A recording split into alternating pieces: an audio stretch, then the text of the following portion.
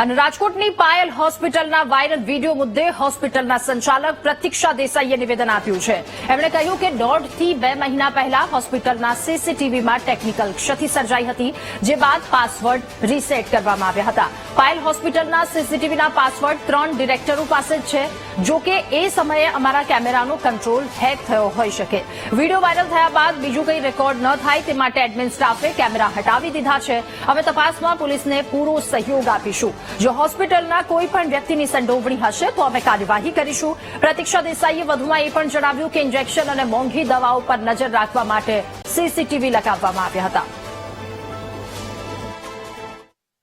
પાયલ હોસ્પિટલની અંદર જેટલા બી કેમેરા છે એમાં પેલો એમ ઈ હોય કે આપણે જે પેશન્ટ હોય એમનું ટ્રીટમેન્ટનું આખું સેક્શન છે એ ડોક્ટરના મોનિટરિંગમાં આવે.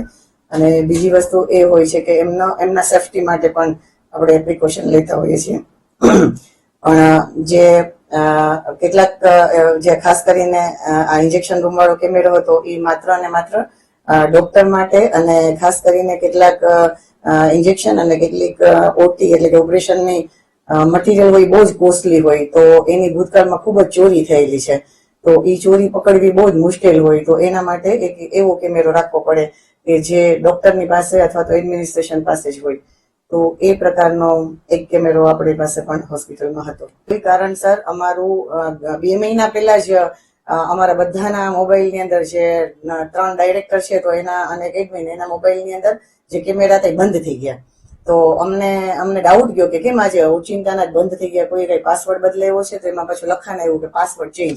તો તાત્કાલિક અમે જે એજન્સી છે અમારી કે જે સીસીટીવી મોનિટરિંગ કરે છે એમને બોલાવી તો એમણે તરત જ એના બધા પાસવર્ડ ને બધું ચેન્જ કર્યું. પણ મને એવું લાગે છે કે ઈ જે ટાઈમ ગયો કદાચ 12 થી 24 કલાકનો ગાળો ત્યારે કદાચ આ લોકોએ હેક કર્યો હોય, કેમ કે અમારે જે પ્રોબ્લેમ થયો એ અને આનું જે વિડીયોની ડેટ છે એ લગભગ સિમિલર છે.